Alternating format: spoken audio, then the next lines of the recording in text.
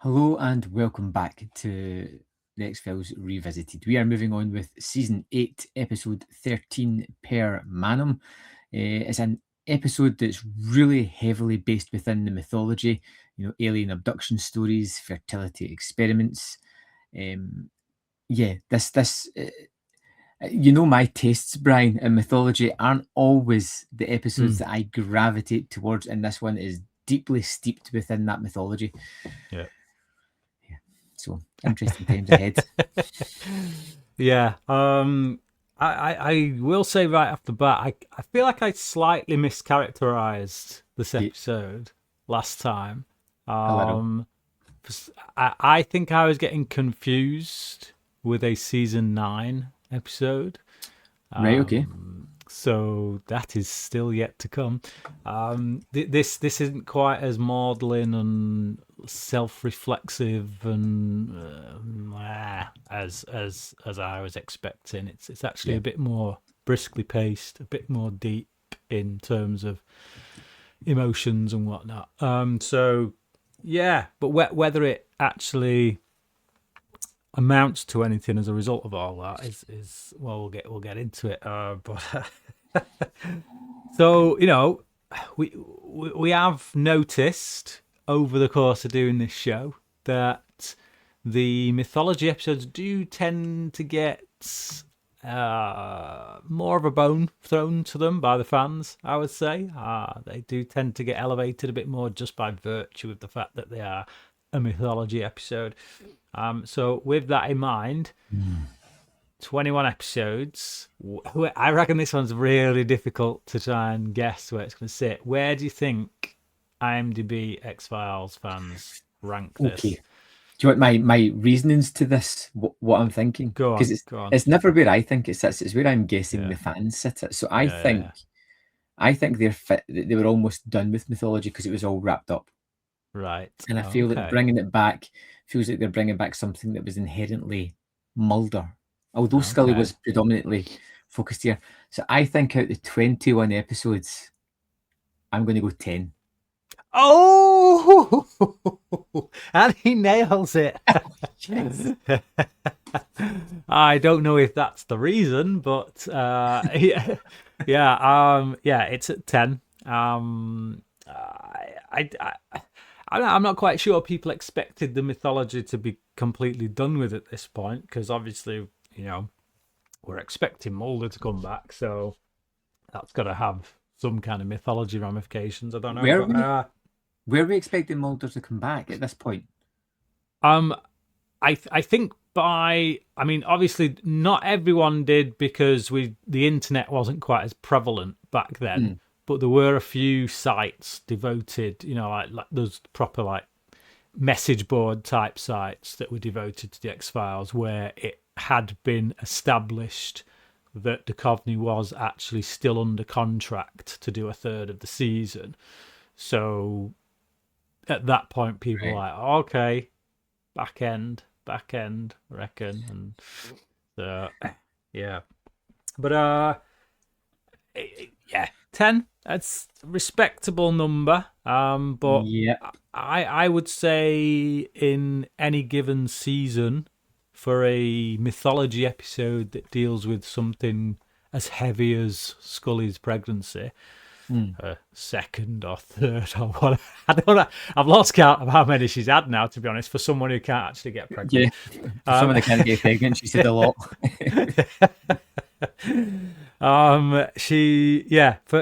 For an episode that deals with all that stuff, I'd say 10 is lower than I would anticipate, I think. I don't know about you, but yeah.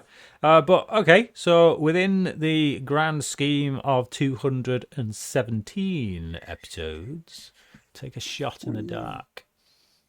I don't think this is breaking the top 100. 135. Just then you went 100 and it's gonna get it. It's gonna get it. 104. 104, right? Okay. I literally thought you were gonna go 100 and 4. No, I was, Like, I was never. what? I was dithering between 120 something and Right. 130. So Yeah. yeah, I Okay. was never So going to. I was right. It didn't break the top 100. yeah. Right. 104. So yeah. Okay.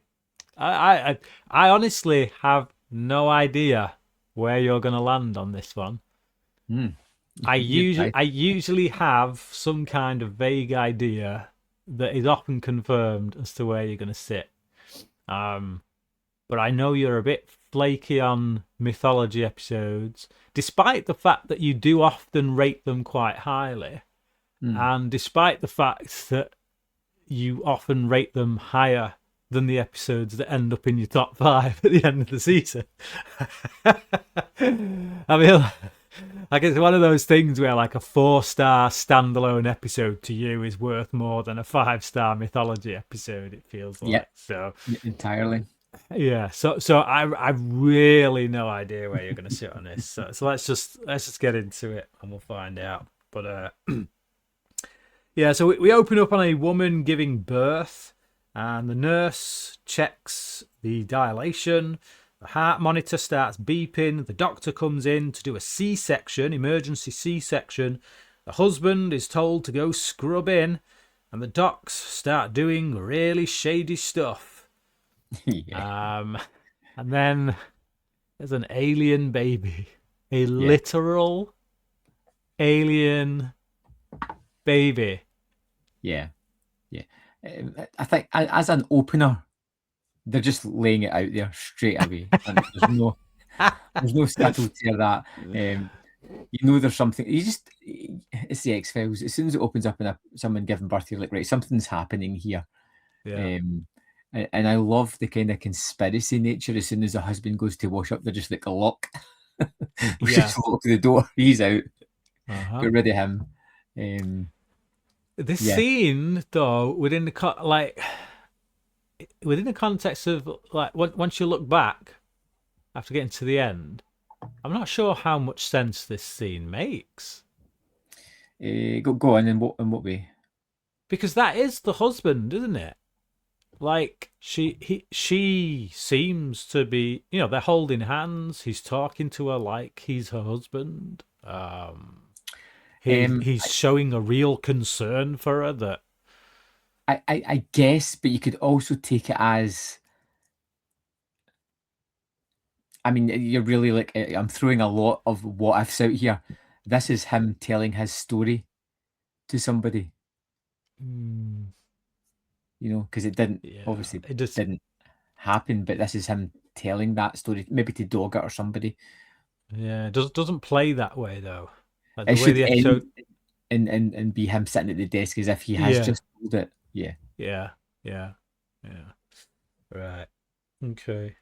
I get you though, because the next time we see him, he has already told the story to Doggett. So is this what I've got to say, like, it didn't even dawn on me, but it's because you don't realise until later on what's going on. So I suppose it's going back. This is one of the things about talking about the episodes where you go back and you start to like really analyze things. But it didn't dawn on me at all.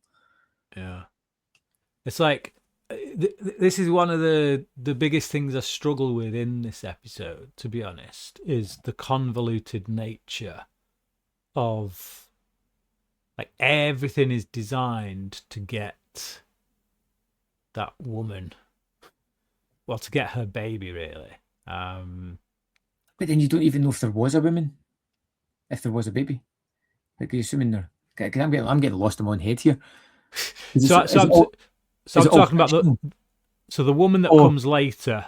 The woman that comes later that Scully takes to the military hospital. Yes. All of the plot machinations that are going on here. Yes.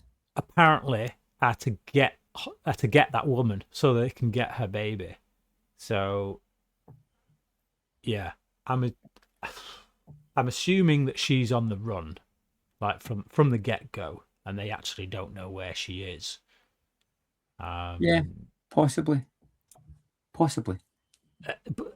So what I'm saying is, there's a lot of questions in this episode where I feel like this episode moves along so fast and is so densely plotted that you almost don't realize how convoluted it is, to the point where things don't quite start making sense when you really think about them. But it could be that those things do start to make sense as we go on. So it's, again, one of the reasons why I like doing this, because talk about it and it changes your opinion on things. Yeah. So Scully looks at her own ultrasound and then feels her tummy, obviously kind of contemplating what is going to be, and then fights tears. Like, we're not entirely sure why she's fighting the tears. You know, is it just emotions from, you know, hormones due to impending motherhood? Is it the fact that she's bringing her child into this horrible world? Is it? It's. I think it's related to Mulder at this. Again, when we get to the end, at retrospect, everything plays in retrospect. It's like, yeah. Okay, so we go to the office and we have one Duffy Haskell, wife of the dead woman. We didn't know she was dead until now, but apparently the woman in the opening was his wife, and the doctors took the alien baby from her, and she died. And yeah, it's quite a story. So he's like, they killed her. He says, wife gave birth to an alien. Scully says, start from the beginning. So he talks about procedures that gave her cancer, then took it away, then gave birth, even though she couldn't conceive. So Scully sat there kind of, and you can clearly tell that, like, it's hitting a nerve. It's like, this is my story. And Doggett sat there going, looking at Scully going, this is your story. Yeah. So he leaves, and although we do learn from Doggett's, because he says, this is all your story, except for the, you know, getting pregnant malarkey. So he doesn't know. I'd assumed up to this point that he actually knew. And he doesn't. So it's only Skinner who knows. Yeah. So he leaves, the Haskell guy, that is, he leaves, and Scully thinks Doggett is having fun with her, kind of poking fun. But he says, no, Haskell's story is your story. You don't see that. And she's taken aback. And she essentially tells him to keep his nose out of her personal business. And in all fairness, he does know a hell of a lot about her.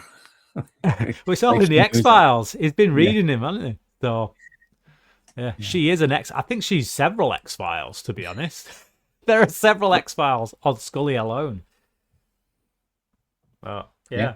So, I never actually thought about that. I just always wondered if she was redacted from the files, or if she's actually in them. Goes in herself and redacts it. It's like, well, remember, they were all burnt at some point as well, weren't they? They were all. Yeah, but if you remember, do you remember when we saw when there was no more X-Files anymore, and Mulder was painstakingly putting them all back together, redoing them and stuff. But, yeah. So Scully goes into the lift, then has a flashback to when she first told Mulder that she could no longer have children. Mulder admits that he knew because he found her over in a lab and had them tested back when she was dying of cancer. And it turns out they weren't viable. But she looks a little bit pissed off, quite rightly, because... Understandably. It's like, how the hell, why would you... Like, okay, you didn't tell me back then when I had cancer, but I got better, dude. You had plenty of time to tell me.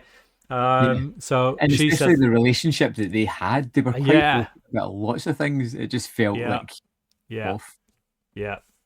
So she says she wants a second opinion. So, you know, give me back my over. Where are they? So the lift doors close. There's this little moment where Mulder tries to stop him because it's like he's going to talk to her. He wants to say something, but there's really nothing to say. And you can see that in the body language. So he just lets go of the door and it closes. But yeah, a big faux pas on Mulder's part, I would say there. Major faux pas. There are times like that throughout the show where it does feel like Mulder's had a certain sense of control over Scully's life, and it's like, dude, way out of line. Way out of line. So the lift doors open again, and we're back to the present, and it's Doggett this time who is standing there, and he's confused that she's still inside. He asks her what to do about the Haskell situation, and she says there's nothing to do, and off she goes in the lift once more. So Yeah. So a lot. Which I feel like Doggett's constantly trying to reach out. He's constantly trying to make a connection and to get things to work, and he's trying, and every possible opportunity, Scully's just like, no, just no. Just no. She's like, there's nothing here whatsoever. Excuse me while I go investigate. Yeah, he's like someone who's. I don't see this as a romantic relationship, so I'm just saying he's like that guy, the guy who, you know, is chasing after the woman who is still holding on to the dead husband or whatever, and it's just like, dude, it's not gonna happen. It's not gonna happen. It's that. But he just wants to be. He wants to be a partner. This is the thing. He's a by the book kind of guy. He knows that part of the job is being with a partner. He also has a military background, so he's been trained to rely on the team that you put with. So he wants that. He, as far as he's concerned, that's the job. That's part of the job, and it's just like, but she's so firmly entrenched and connected to Mulder, and this gaping hole of him just like being out there somewhere and they don't know where, that she can't open herself up enough to allow a new partner to get that close. So yeah, and I feel like to her it is, and because we're seeing these memories that she's having in this episode, which cements it even further. For her, it's like this thing where if I let you in, it's almost like I'm letting go of Mulder. I think to her, it's like that survivor guilt type of thing. But yeah. Scully goes to Zeus Genetics. I'm guessing has some kind of correlation with Zeus Faber, and it's one that keeps on popping up in it. Is that the one that Skinner looked into was called Zeus Farmers? I can't remember what it's called. Zeus something anyway. But yeah, these guys really need to change their organizational name, because it's just look for all the Zeus companies around the world, and it's like, boom. Okay, she hears a commotion, goes to check it out. She sees a woman freaking out about her pregnancy and medical staff trying to calm her down. When a doctor makes his way out, she hides in another room down the hall. So, this woman is the woman. Yes. That is ultimate. Right, so they've got her in possession right now. Okay? So they don't need to track her down. They've got her. But it's like I feel like there's multiple people after her, but there's no evidence to that. Yeah, it feels like different organisations are all trying to lay a claim, doesn't it? Yeah. Because when we get... It's never stated. It's never laid out like that, but... Yeah.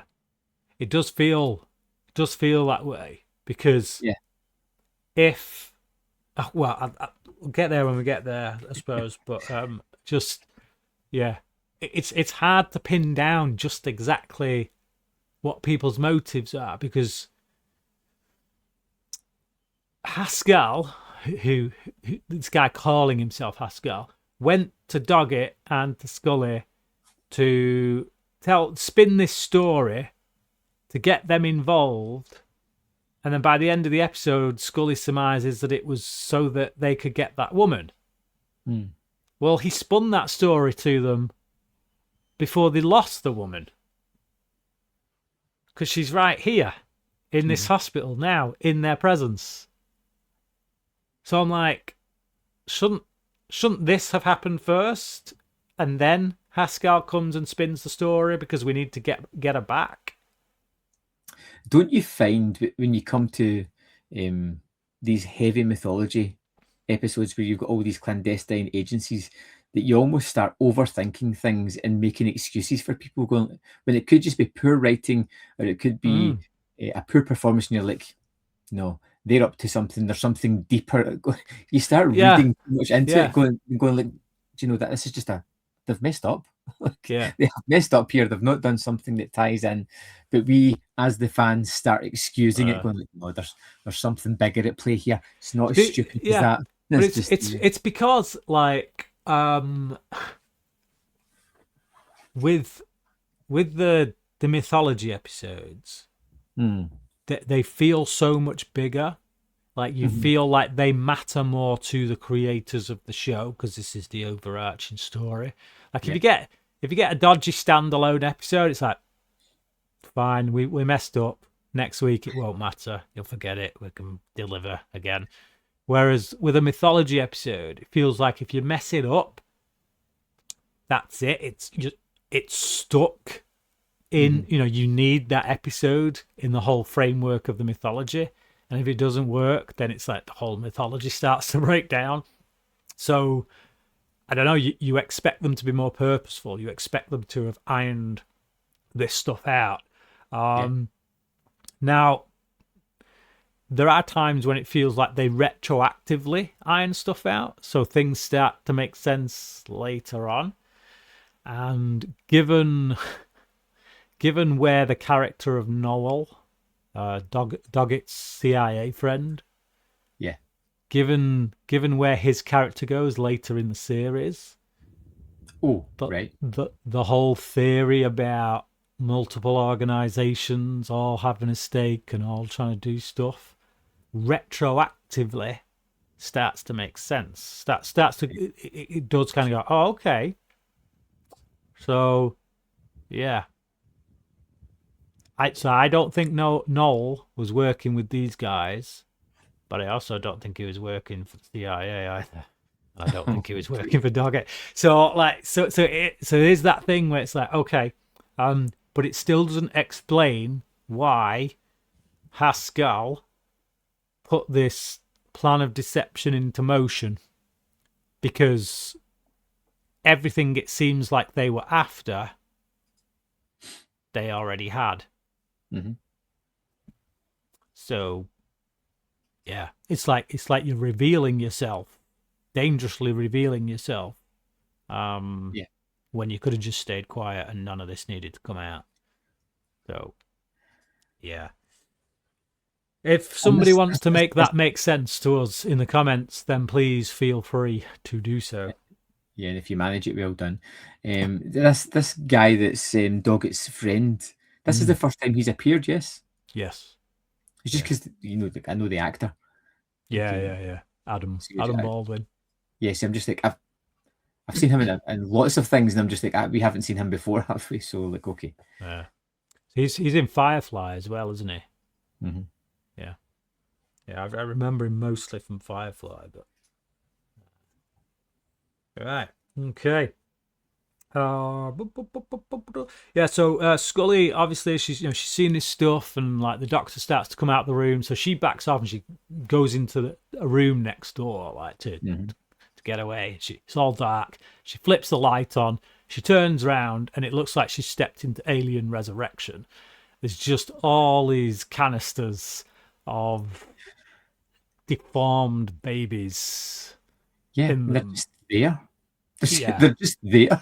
And I'm like, what the hell kind of hospital is this?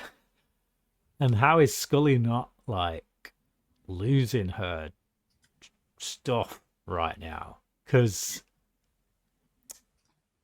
I don't know, if I walked into that, I wouldn't think that was normal. No, and like I said, it's just there. It's not behind a locked door. It's not in a secure room. It's just there. Yeah. You know, like all these jars, like on a shelf, displayed. like pop Funkos. It's just I love how sterile this place is as well. Like everything's just whiter than white. Yeah. Like the corridors are just like, what? It looks like a dream. But yeah. So she sees all these deformed babies, and it's just weird. And then the doctor catches her, and she pretends to be a concerned friend of the woman next door. And he's like, "What, Miss Hendershot?" And she's, yeah, that's it, Miss Hendershot. Yeah, I'm her friend. That's the one. Yeah. Thanks for giving me her name. So the doctor tells her to wait out front. You can't be here. Wait out front. And it's like, yeah, it's maybe an offer of some kind of therapy, given what you just walked into. And Yes. because I think most people stepping into that would be pretty freaked out. So Scully gets home and she calls Dr. Parenti. She wants him to compare her ultrasound picture with Mrs. Haskell's. The doctor says, sure, but when Scully hangs up, we see him inside another one of these rooms with dead babies in jars. Then he unbandages the alien baby, which is dead, seemingly. Why does he unbandage it? Just for a look? Well, I'm assuming it's just been sent to him. They've wrapped it up. It's just been sent to him. And now he's going to do whatever work he's doing on it. So he's unwrapped it. And it's that alien baby. Yeah. Okay. It feels to me like this is the culmination of some work. Yes. I feel like whatever's going on, whoever these people are, whatever they're up to, given past work in alien-human hybrids and all that stuff, I feel like this is the culmination of that work. Now, it's never expressly stated, but given that a lot of people seem to be racing to get hold of this baby, and to get hold of the woman that seemingly may have another one inside her. It's like, okay, alien-human hybrid may be successful, but yeah. So now he's going to dissect it and see what's what. But yeah, again, a lot of surmising. So we get a flashback, and it's Scully in Parenti's office, and Parenti comes out and he's telling Scully that with the right treatment, he can get her pregnant. Her ova are viable. So that was the second opinion that she went to. And then we flash forward to Parenti coming out of his office once more and asking Scully to come in to his office. He says that both ultrasounds look absolutely fine. And of course, we have every reason to believe him. And then he's like, when are you going to tell the FBI? And she's like, da-da. Yeah, so, yeah. Yeah. Yeah. It's a scumbag. Just scumbag. There's so many scumbags in this episode, actually. People who just pretend to be nice. When they're up to their own. Like, yeah. It's just the fact that people like this in the world do exist. Not necessarily that they're doing alien-human hybrid experiments, but people who can be this two-faced, like, make you feel as if they care, and actually you're just a product to them. It's like, that's one of the scariest things, I think. I actually appreciate just a full-on douchebag. Someone who's okay with their douchebaggery, because at least you know where you stand with them. Yeah. Yeah, no, I completely agree. I get what you're saying there. Yeah. Scully goes to the office. Doggett says Parenti called about the ultrasound. Thanks, Parenti, for giving me away. He assumes it was Mrs. Haskell's and wonders why she's investigating it when she said there's nothing there to investigate. Scully says Parenti is her doctor and that she's not investigating the ultrasound. Doggett's like, That's a bit of a coincidence, isn't it, that you share the same doctor. Doggett says he was the Haskell's doctor too, which freaks Scully out a bit. You see it in her body language suddenly goes, what the should be freaking her out a lot more, to be honest. yeah, she should be big time. And then he's like, is there something I should know about Parenti? Oh no, she asks, is there something I should know about Parenti? And he's like, nope, but Mr. Haskell is a real piece of work. It's like, okay, what's Doggett found? But again, it's this thing where it's like, you're looking at this and you're like, Scully, come on. You've got an ally there in Doggett. You've got someone who actually gives a toss. I get it. He's not Mulder. But you should be confiding in this guy. Because right now, in the FBI, outside of Skinner, he's the only one who can and will help you. But one of the things I've noticed with Doggett all the way through the sort of recent episodes and that is he always defers to her. It's her X-Files. He will follow her lead. He's always like looking for advice and what will we do next? How do we tackle this?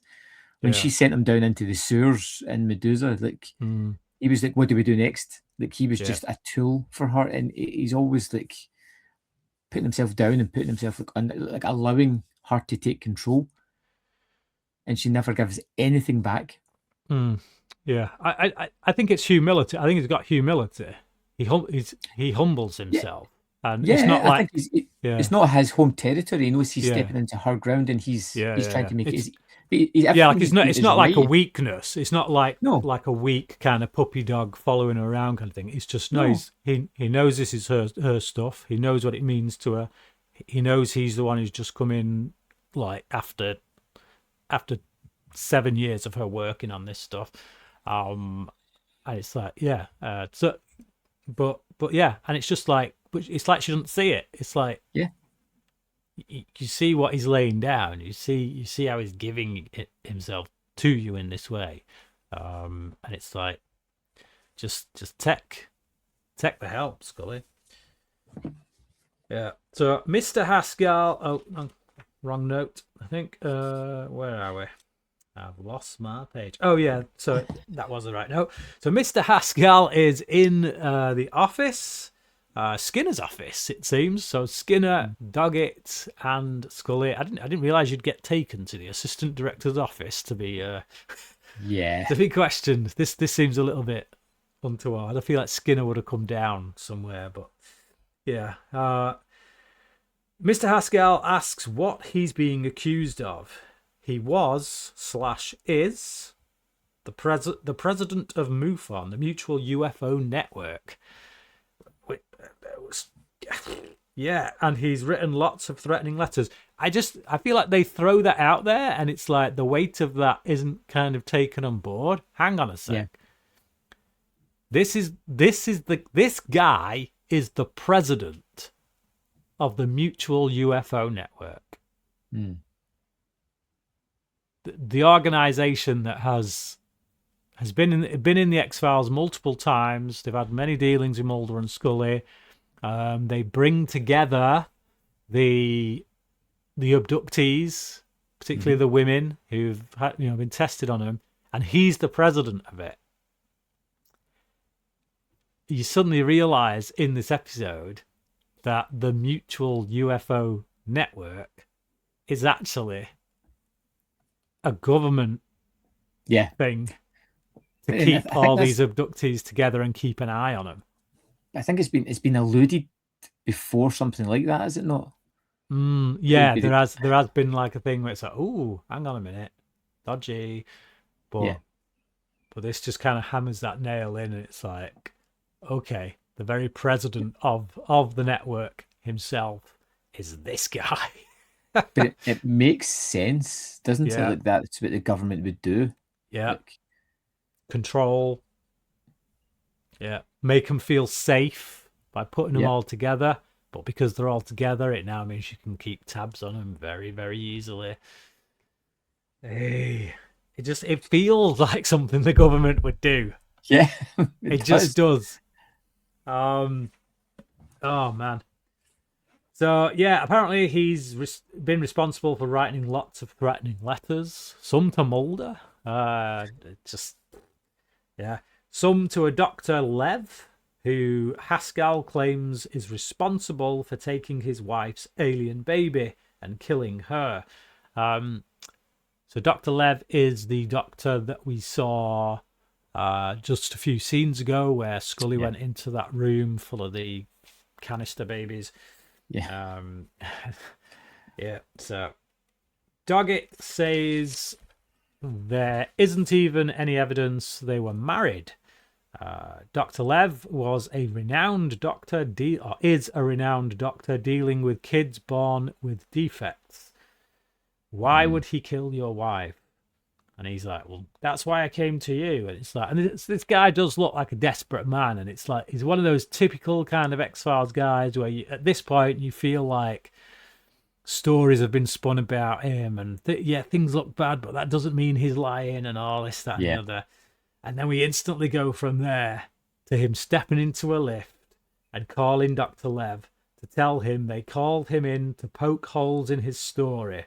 He says we still risk losing Hendershot. And Lev says then it's time to let her go before turning to the alien baby.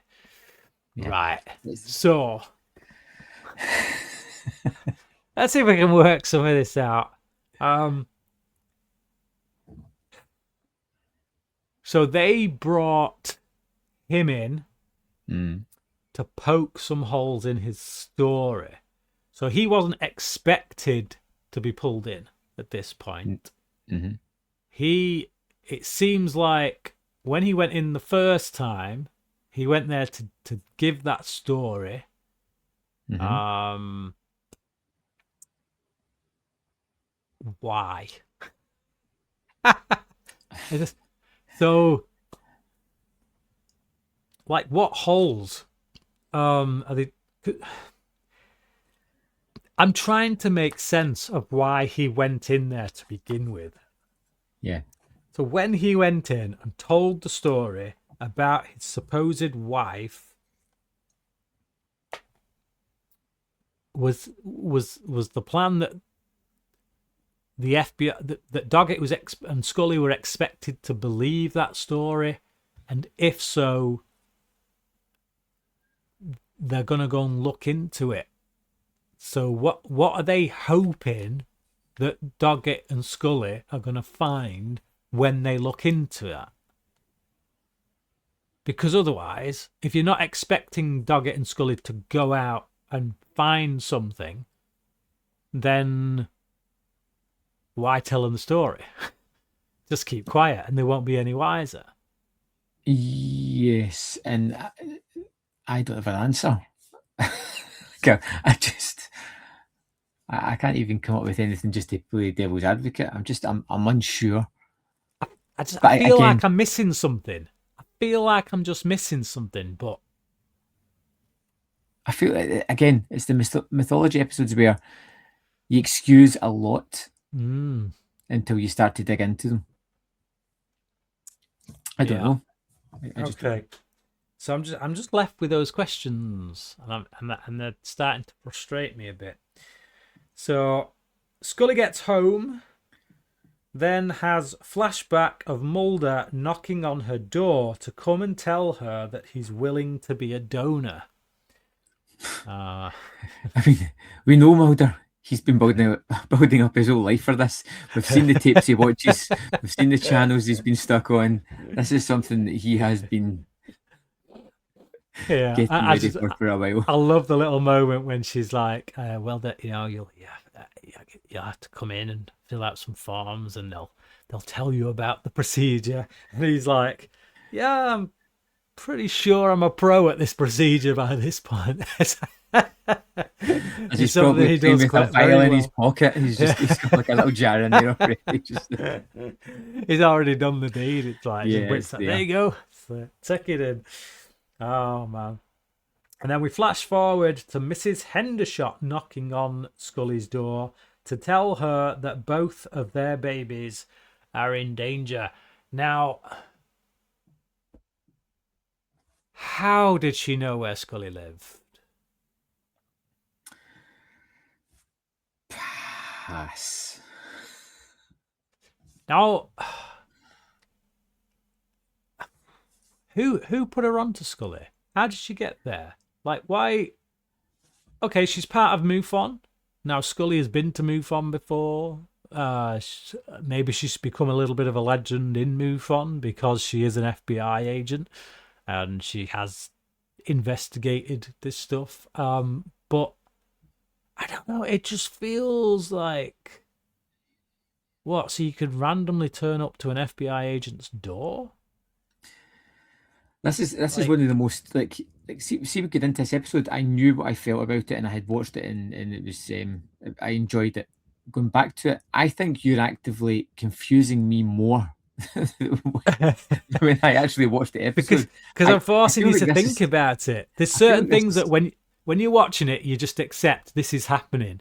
But the moment you ask why is it happening, I think it's screaming out for like a live commentary rewatch. Like I think we'd need to actually sit together, watch it, and talk through it as it's actually happening in front of us to try and clear.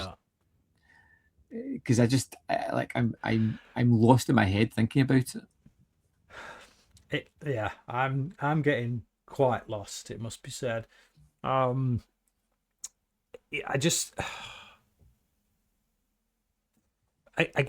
understand as well now that Pascal and the people that he works for will want Mrs. Hendershot. She's clearly done a runner. She's managed to escape from those doctors, and she's now done a runner, so they want her. So it makes sense that they're after her. I just don't understand Scully's reasoning at the end that they instigated all this so that they could get their hands on her. Or is it that? Oh no, I think I might have just worked it out. I might have just worked it out. Yeah. Yes, my brain cells have been cracking together so hard. Both of them. Right. All 2 brain cells. I think I've just worked it out. Yeah. Okay. Go on then. Well, I'll tell you when we get. You've spent the last 40 minutes confusing the hell out of me.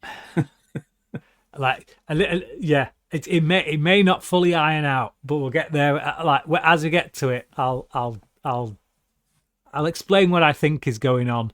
Pascal is a triple agent. Okay, right. Keep going. Okay, right. Still not sure if it explains a particular thing, but let's carry on, and this might start to unravel. Okay, so Doggett meets with Skinner and Scully at a diner. Skinner tells him Scully will be taking a leave of absence. He says, "Can I ask why?" She says, "No." Doggett leaves and Skinner tells her she's got to tell him. Yeah. It's like, come on, Scully. It's like, honestly, I thought when you're meeting in this clandestine way in the middle of the night, I honestly thought this was going to be where you lay all your cards on the table, where you tell Doggett what's going on and that you need his help. Are you in? Are you not? And he's like, of course I'm in. That's what it feels like this scene's going to be. And the moment Doggett starts asking questions, it's like, no, why did you even come out here? Why did you bring me out here? You called me out in the middle of the night. I mean, Doggett says it himself. Thanks for waking me up, guys. And it's like, what have you told him that you couldn't have told him over the phone or just in the morning? Like, why bring him out here for this? It's just it's Scully's. She's actively pushing against Doggett every chance she gets, and he seems to be nothing but an open book for her and there to help. And it's just like, I just don't know why they brought him out. Like, they could have told him. Skinner could have told him in the morning. I keep thinking back to like that the Willy Wonka movie, where he's just like, you get nothing. Get out. It's like that's a response to everything. Yeah. Oh man.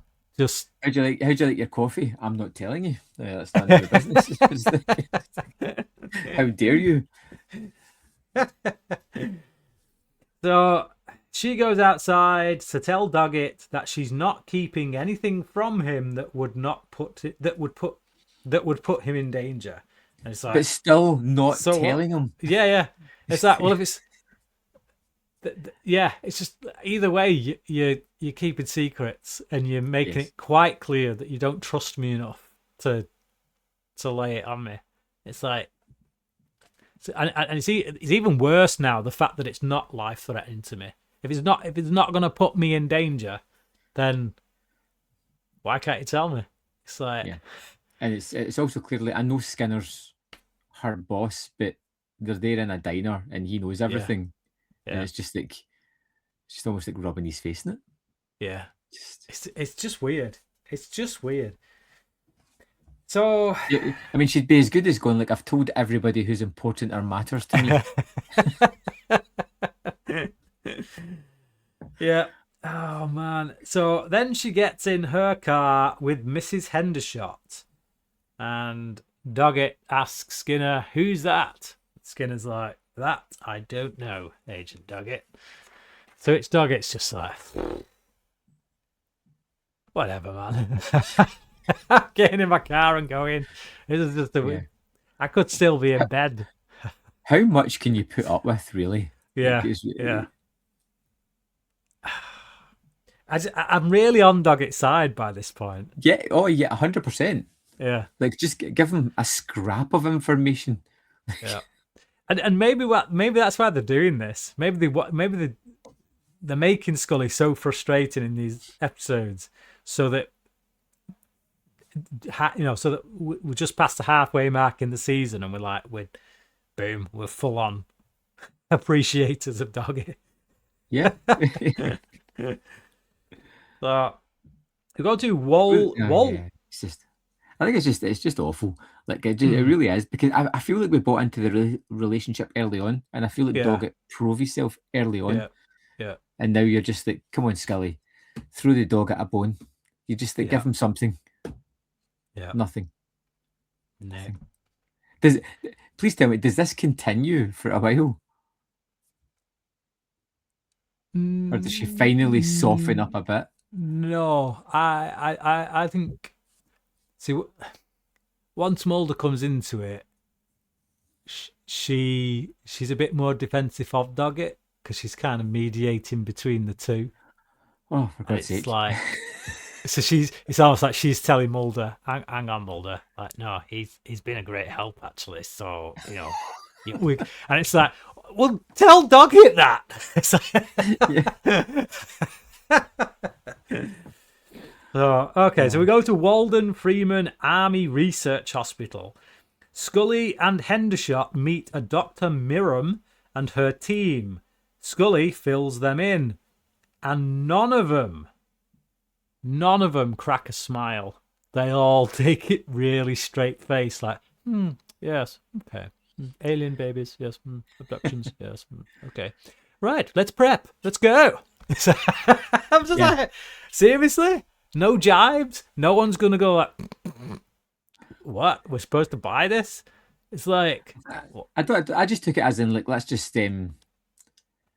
not upset the woman and let's just deliver the baby and let the truth be out type thing. Like, there's no point in, like, she's obviously believes us. All we care about is just making sure that she's okay and the baby comes out okay. Let's just do that. Yeah, seasoned professionals. What you're saying. Yes. Yeah. So I mean, the problem is just like, let's get prepped. Can we have the psychiatrist on standby, please? Let's just get the baby out first. So Miram says to prep, they will induce labour. Scully tells her she's also worried about herself. So, yeah. So, okay, we'll check you out too. So, yeah, like, on a scale of 1 to 10, how much do you trust these guys at this point? I don't trust anybody. I don't trust myself at this point, Brian. I'm struggling. Especially when they go to military people. I'm like, seriously? You're going to military doctors? They're like the most likely candidates for being in on it. I'm sorry, but no way. No way am I taking them to the military. Okay. And it's like, what random connection did Scully have to get them here? It's like, Yeah. where did? Yeah, all right. A friend of Doggett's meets him in a darkened office as he's looking at an ultrasound picture. Joe, as Doggett calls him, tells Doggett that Mr. Haskell's prints match one David Haskell, who died in 1970. Spook, or snake in the grass. So this is the thing. Mm. This Haskell guy, it's looking like, is CIA, is a spook. Yeah. So he's pretending to be president of MUFON. MUFON. Yeah. But he's working with these doctors who are part of this conspiracy with the alien-human hybrid stuff. Mm-hmm. But he's actually a CIA agent. So he's using the MUFON to get to the doctors, and he's using the doctors to get to the women and their babies on behalf of, presumably, at the very least, the CIA, but most likely a clandestine organisation within the CIA, probably the kind of people that Cancerman used to work for. That kind of But I thought that's what we always thought. Is that not what we always thought for this guy? Not necessarily, no. Like, Because I always assumed he was CIA pretending to be for MUFON and working for maybe a clandestine organisation as well. I don't think the doctors are necessarily government. No, I don't think they are. Yeah, so that's the thing. It's like, see, now my brain cells are rubbing together again. Now it's all gone pear shaped. No, this is where I always thought things were. Like the government and the doctors are completely different, because the government go in and steals the children at the end. Yeah. So this is the thing. It's like, when we get to the end, I feel like we've got the military trying to get it. We've got the doctors trying to get it. And we got the CIA trying to get it.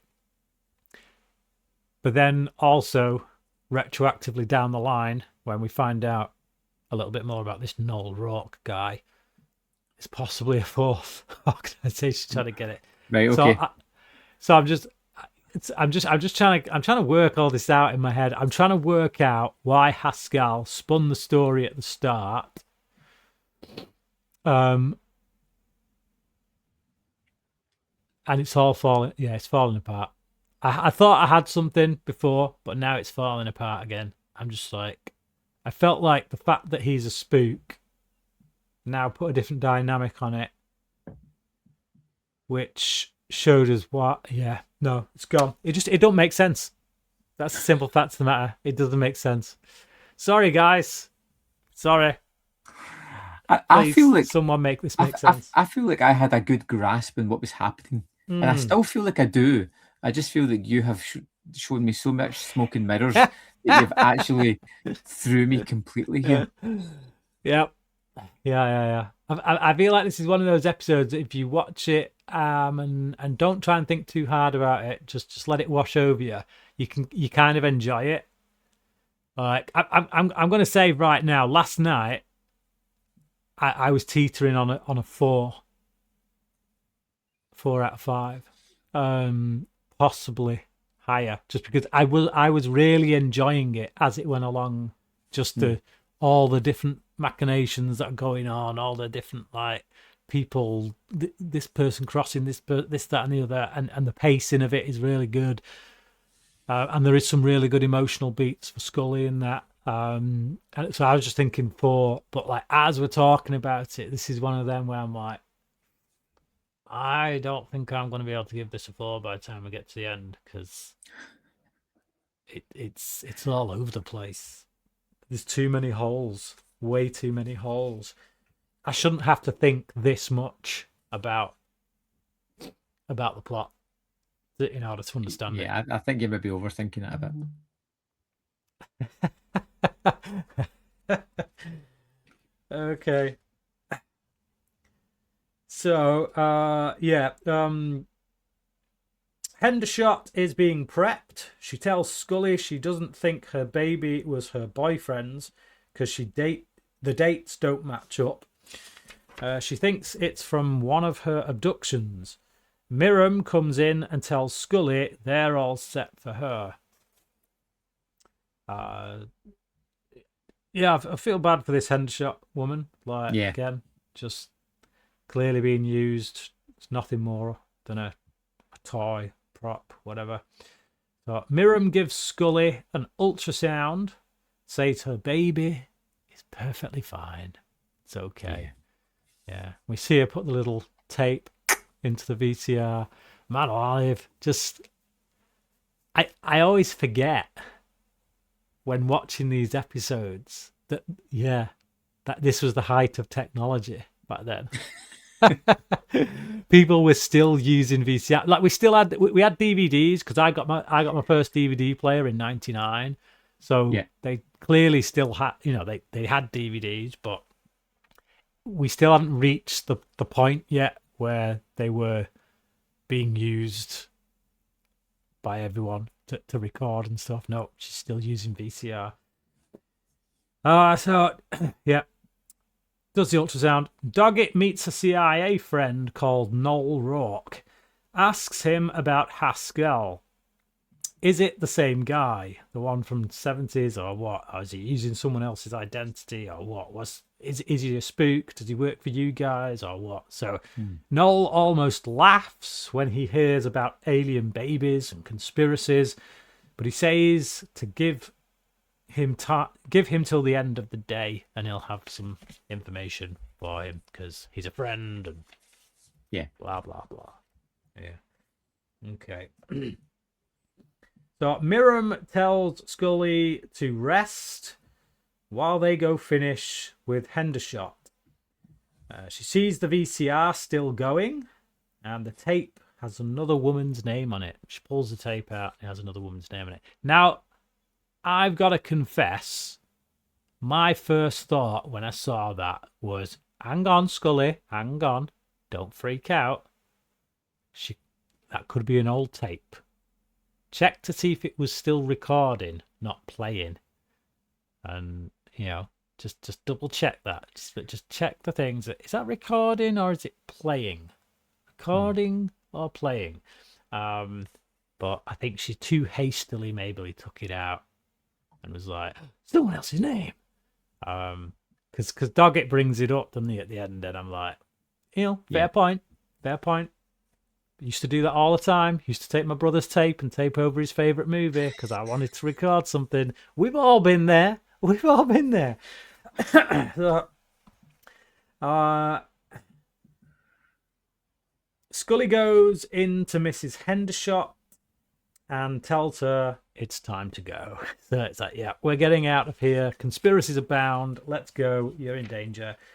Doggett goes to Skinner, says he thinks they were all set up by Haskell to get Scully to go to wherever she's going.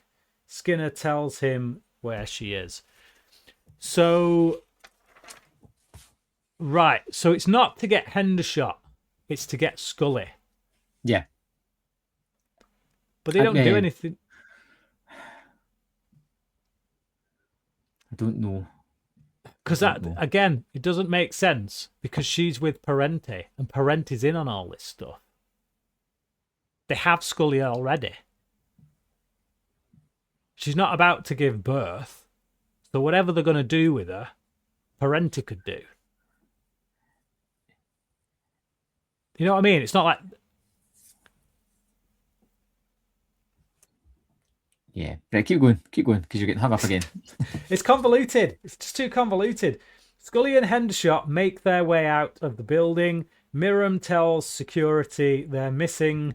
They reach the parking lot only to run into Noel and his men who say Doggett sent them. They all get into a van and go. So, yes, okay. Yeah. Dog gets sentenced. Do you want to come and see some puppies? And they just jump in the van. Yeah. Just, yeah, all right, whatever you say, man. yes. Like picking a child up and going, hey, your mummy told me to come and pick you up. Yeah. Now get in the van. All right, sure. Why not? Man alive.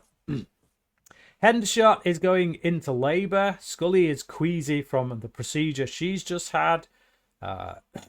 Cars with sirens come towards them, so Noel orders his driver to take them off the road. They pull over. Everyone gets out. Hendershot lies in the back to give birth. Scully tries to see her, but Noel begins holding her back for her safety. Yeah. He says. She fights to get to Hendershot, so Noel has her sedated just as the baby arrives, along with a man with a flashlight, which is presumably Doggett. I don't know. Pass. Yeah, pass on that one.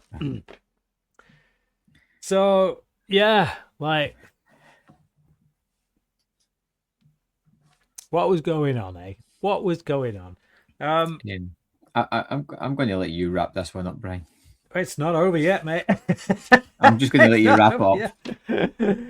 Scully wakes up in a hospital, Doggett by her side. He tells her that the tape at the hospital was her baby recorded onto an old cassette.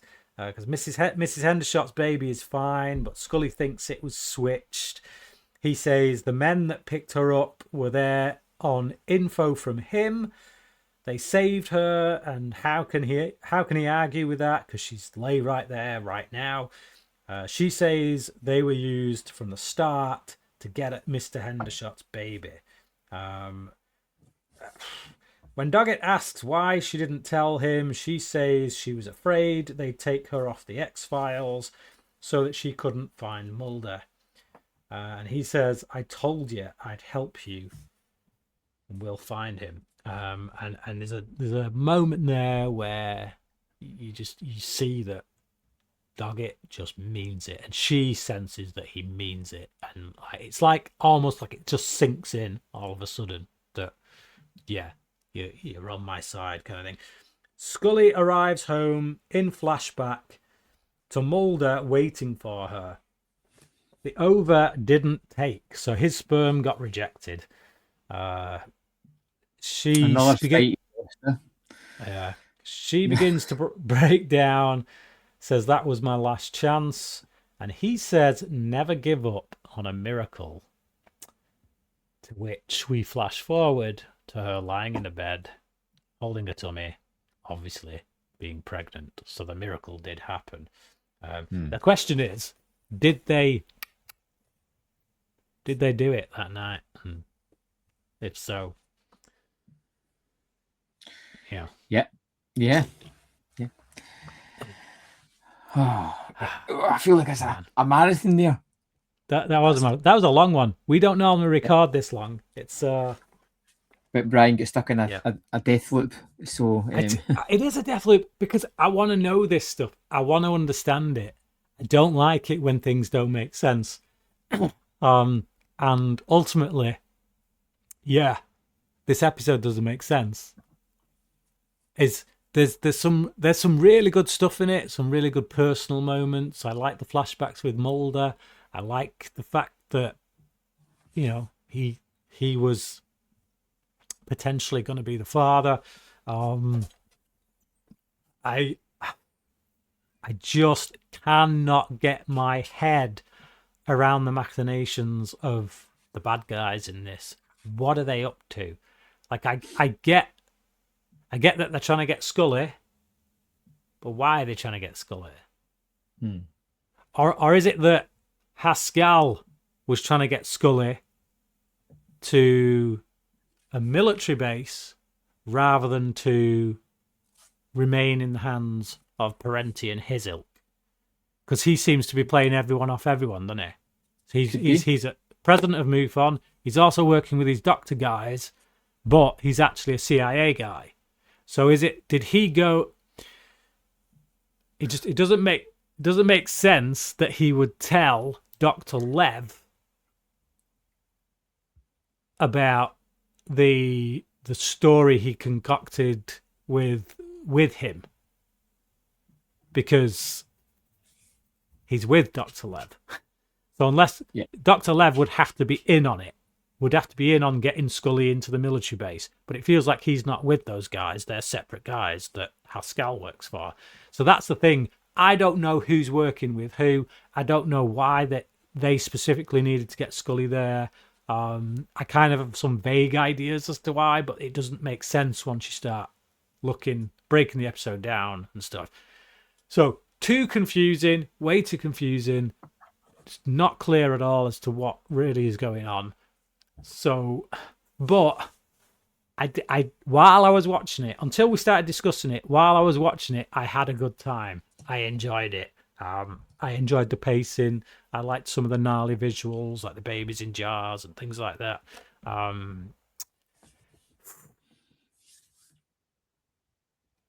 3. Okay.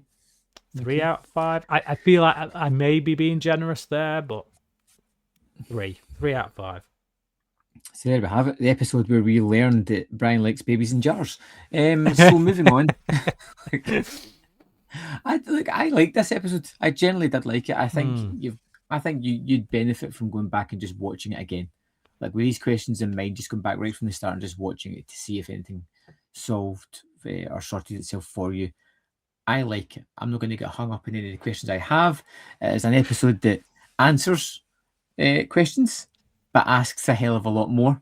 It really does, and I can leave that. I'm fine with that. It doesn't take my enjoyment away from this episode. I like the Mulder aspect. I get a bit frustrated with Doggett's constantly good mannerisms, the way he's trying to help, the way he's always putting himself out there. Scully, for me, just lets herself down by constantly rebutting that and not taking it as much as he could.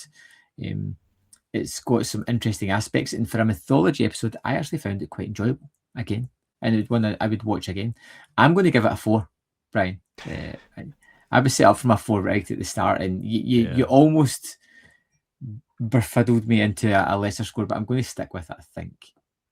So we've got the mythology episode out of the way. We're done with that. We can get back to normality and breathe. Tell me a little bit about the next episode. This Is Not Happening. So this is the first part of a really big 2-part episode. Mythology episode. Okay. Yes. And do you remember much about it? Does it stick in your head? It does stick in my head. There's one particular moment that sticks in my head. I used to watch it quite a bit back in the day when they released it as a feature, as a movie. They used to release the 2-parters on DVD as like feature-length movies. This is one of the ones I used to watch quite regularly. I do like it. It's quite a big one, I would say. It's quite a big one. Yeah. Okay. I think you're being a little bit coy there. I think you're underselling it a little bit. It sounds as if you're quite excited about this one. So I will go into it with